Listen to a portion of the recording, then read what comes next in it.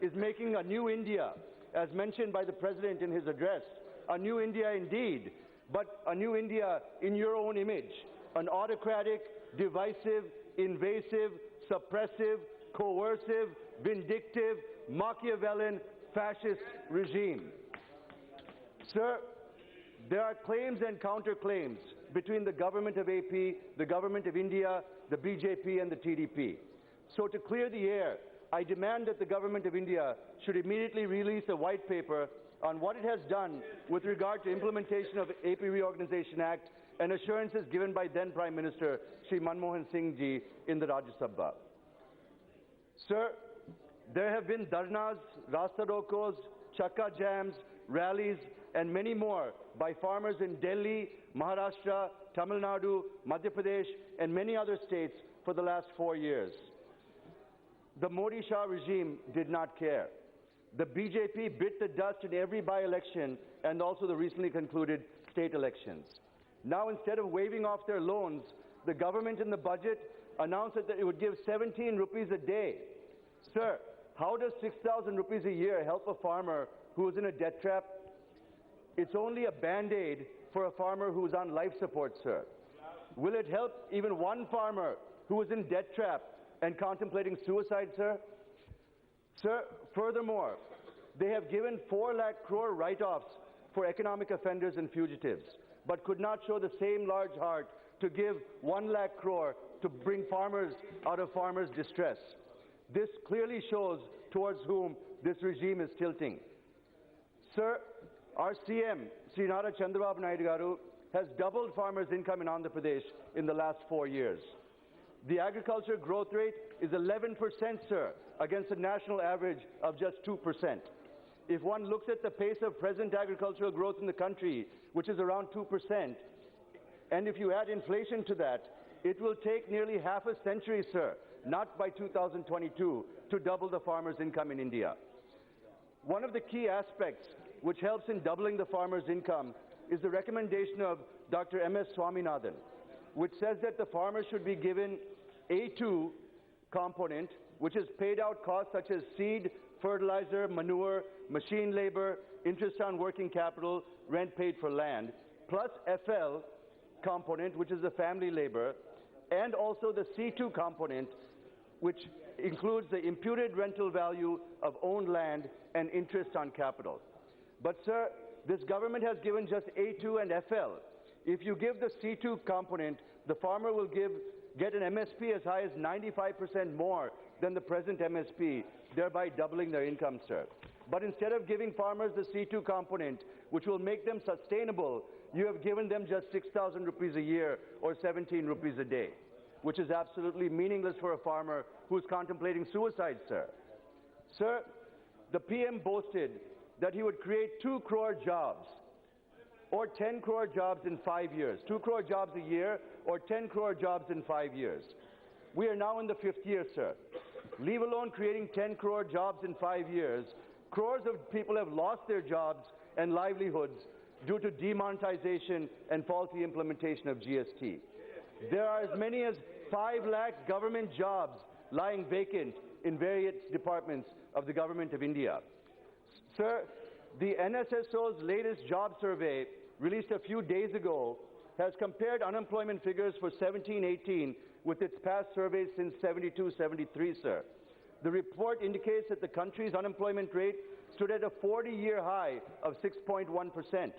Now the Niti Aayog is trying hard to push this report under the carpet because of the upcoming elections and to cover up the failure of the Modi Shah regime. Sir, I would need a lot more time than what you will allow for me to go deep into the subject of misusing and the weakening of democratic institutions that India has painstakingly built over decades.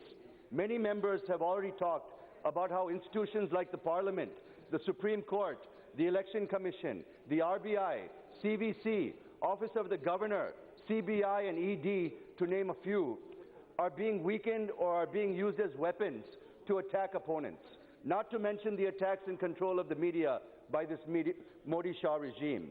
I will refrain from being repetitive here since so many people have already spoken about it, sir. But, sir, I would like to speak about cultural nationalism, which is a very important topic today in India. The Modi-Shah regime is openly embarking on a path of cultural nationalism and wishes to define a single national identity and culture for India. They are trying to give a very narrow definition of what it means to be an Indian. Sir, India is not just a country. India is not even just a subcontinent, but India is a civilization that is more than 5,000 years old. In order to understand how our civilization evolved, we have to go back even further. We need to start with a little geological history, sir, in order to understand where we came from, how we interacted and mingled with others who showed up, and how we evolved. Being Indian didn't start in 1947, sir, but evolved over more than 5,000 years, not by making everybody the same, but by celebrating our differences and living in harmony, at least most of the time, sir. During the continental drift, the Indian subcontinent separated from Africa, sir, drifted across the Indian Ocean and came crashing into Asia, forming the mighty Himalayas, the Hindu Kush, and surrounding mountain ranges. These mountain ranges acted as a barrier for entry for millions of years. As people learned to cross these barriers, migration into India began, and India became the first melting pot in the world. Sir, there are only 3 pure races in this world, sir. The Negroid, which are the people of Africa and Aboriginals in other parts of the world. The Caucasoid, who are people mostly of Europe, from Europe, and the Mongoloid, who are from the Far East and the Oriental areas of the world, sir. Sir, Indians are not a pure race, sir, but a mix of 2 in some regions and 3 in other regions. If you mix all the colors of the rainbow, what do you get, sir? You get brown, and that is what we are, a mixed race of brown people, sir. Sir, throughout the ages, large groups of people have come to India, but no group has ever left India en masse. I have never heard of the term Indian refugee, sir. People have never had to flee India due to religious persecution in the history of our civilization, sir. They stayed and they continued to mingle and continued to integrate. Hinduism existed even before the concept of religion existed, sir, with roots tracing back to prehistoric times over 5,000 years ago. It is a fusion or synthesis of various Indian cultures and traditions. The Hindu synthesis started to develop into a formal religion between 500 BC and 300 BC, after the Vedic period, during which time Buddhism and Jainism were also founded. Judaism first came to India around 500 BC, sir. Christianity came in 50 AD. Islam came in the early 7th century. Sikhism was founded in India in the late 15th century. This clearly indicates that India has always been prepared to integrate itself with other religions and cultures. Sir, Central Asians, Greeks, Persians, Romans, Arabs, Mongolians, Chinese, Southeast Asians, and later the European sea powers, including the British, French, Portuguese, and Dutch, all came to India, sir. Our language, our arts and literature, our architecture, our food, our fashion, math, science, astronomy, even spirituality, so many areas we have collaborated and mutually benefited with all these cultures, sir. We have been the home for persecuted communities like the Jews, Parsis, Muslims, and Tibetan Buddhists. Being the most diverse country on earth, we are tolerant to each other's ideas, ideals, and faith. Unless and until some religious or political patriarchic groups intervene to design differences into conflicts. Please, sir, I'll complete in a few minutes. Being Indian, sir, being Indian is not about region, language, religion, caste, being right or being left, being LGBTQ or not, whether you eat beef or you eat pork or you're vegetarian or you're vegan. Sir, being Indian is about having the freedom to be all of those, or some, or none, at your own free will, sir. Being Indian is celebrating our continually evolving diversity and valuing our freedom and rights above all else, sir. Indians, sir, are not about identity, but Indians are about diversity. That is the Indian way, sir. Sir, I would like to paraphrase Martin Niemöller, a German Protestant Christian who spent 7 years in a Nazi concentration camp for opposing the religious policies of Adolf Hitler. I've taken the liberty of changing the victims to better suit our current context.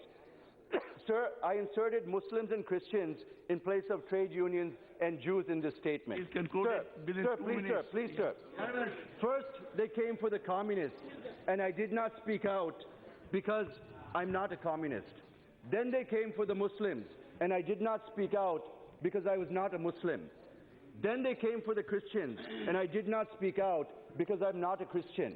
Then they came for me, and there was no one left to speak for me, sir. Sir, polarization strategy is about making people believe that it is not going to happen to them. It will only happen to what they call the real culprits or to their rivals. Hence, let them suffer and be punished is the mindset that they're trying to create.